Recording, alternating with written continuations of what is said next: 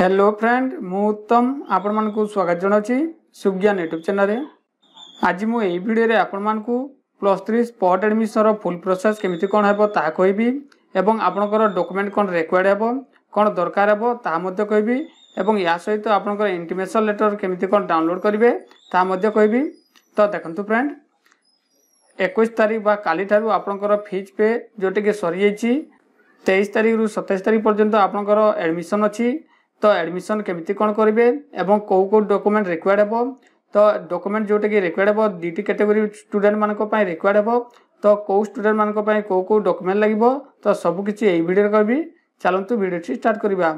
Video T start करिबा पूर्वरु जदि आपण माने चैनल टी को सब्सक्राइब कर नांती प्लीज चैनल टी को सब्सक्राइब करंतु एवं पाखर थिबा बेल आइकन को क्लिक करी ऑल नोटिफिकेशन को ऑन कर दियंतु कारण आगो को आसुता एमिति लेटेस्ट इनफॉरमेशन आपण माने सर्वप्रथम एही चैनल रे ही पाई परिबे। तो देखंतु फ्रेंड आपनकर जो एडमिशन हेबो डीटी कैटेगरी स्टूडेंट मानको पय एडमिशन हेबो। तो आपनकर देखंतु फर्स्ट कैटेगरी जोटा कि ए पर्यंत एडमिशन पाई नांती एवं सेकंड कैटेगरी जोटा कि स्लाइडिंग करथिले बा स्लाइडिंग केस रे जो माने अछंती। तो फर्स्ट कैटेगरी प्रथमे कहूची को डॉक्यूमेंट लागिबो। तो देखंतु फ्रेंड जो स्टूडेंट माने ए पर्यंत एडमिशन करि नांती तो तांको को डॉक्यूमेंट देबा को पड़िबो। एक नंबर रे अछि देखंतु friend original board certificate and marksheet come provisional certificate from the respective council of board. तो यही सर्टिफिकेट प्रथमे देबे। तापर 2 नंबर रे कोन अछि देखंतु फ्रेंड ओरिजिनल लिविंग सर्टिफिकेट बा सीएलसी एवं school leaving certificate SLC for the institute last attend A certificate देबे। आपण मानको पाखरे सब किछि दिबो आपण माने ए पर्यंत जोटा कि एडमिशन करि नाहंती तो सब किछि ओरिजिनल देबे। एवं 3 नंबर रे अछि देखंतु original conduct certificate for the institute last attend यही सर्टिफिकेट मध्ये आपण माने देबे। 4 नंबर कोन जे देखंतु friend 3 recent colour passport size photograph. तो आपनकर 3टी कलर फोटो देबे पासपोर्ट साइज रो। तापर 5 नंबर रे अछि original migration certificate for the applicant for other board expect CHSC Odisha. तो आपनकर माइग्रेशन सर्टिफिकेट देबे ओरिजिनल। एवं 6 नंबर रे कोन अछि ना देखंतु आपनकर कॉमन एप्लिकेशन फॉर्म जोटे कि आपनकर अछि ताकु मध्ये प्रिंट आउट काढी कि देबे। एवं ता सहित 7 नंबर रे कोन अछि ना देखंतु friend SC ST category belong करूचंती ताले कास्ट सर्टिफिकेट देबे एवं आपनकर बैंक पासबुक देबे।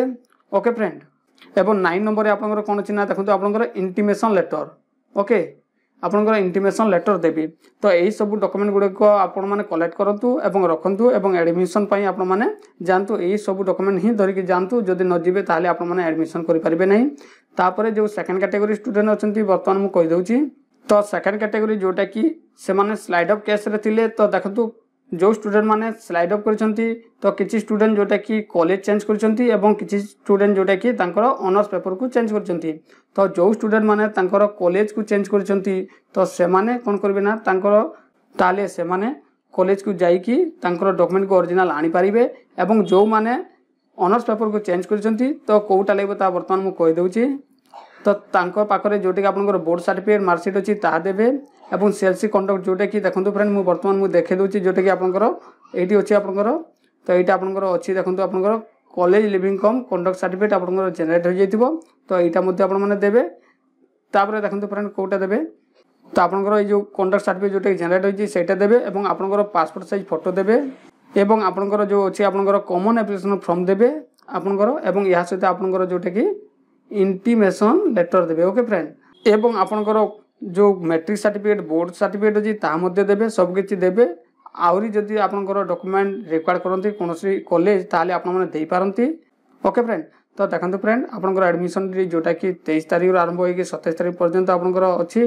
तो आपण माने एही भितरे ही जाई कि आपनकर एडमिशन करंतु। तो देखंतु फ्रेंड आपनकर जहा किछि डाउट तला स्पॉट एडमिशन रिलेटेड को नै तो सब किछि कहिछि भाबुछि। तो जदि किछि रहि जाइते आपनकर डाउट प्लीज कमेंट सेक्शन रे कमेंट करंतु मु प्रत्येक कमेंट रो आंसर देबी।